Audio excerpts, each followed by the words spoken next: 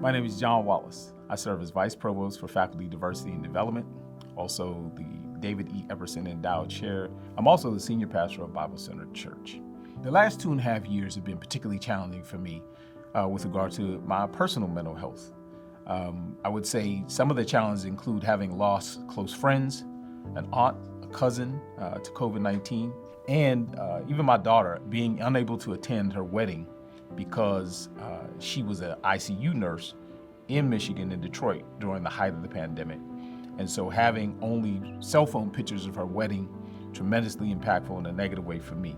But it is my faith that has sustained me during that time, has made a huge difference for me around the issue of mental health, both personally and professionally. At the university, I actually have a research project called the Church Project, Congregations as Healers Uniting to Restore Community Health.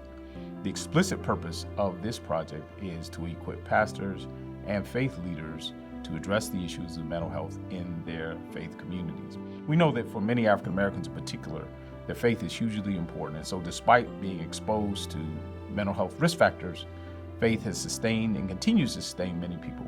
In addition to the challenges we've experienced, there's also been a lot of good in many ways. People pulling together, using technology in ways that we had never done before. My 87-year-old aunt who learned to use the technology, she said something that was particularly powerful. It's like, you brought the church, which is the church community, to my home. And whether it's through faith, therapy, some combination thereof, whatever it is you need to do to take care of yourself, take care of your community, I encourage you to do that.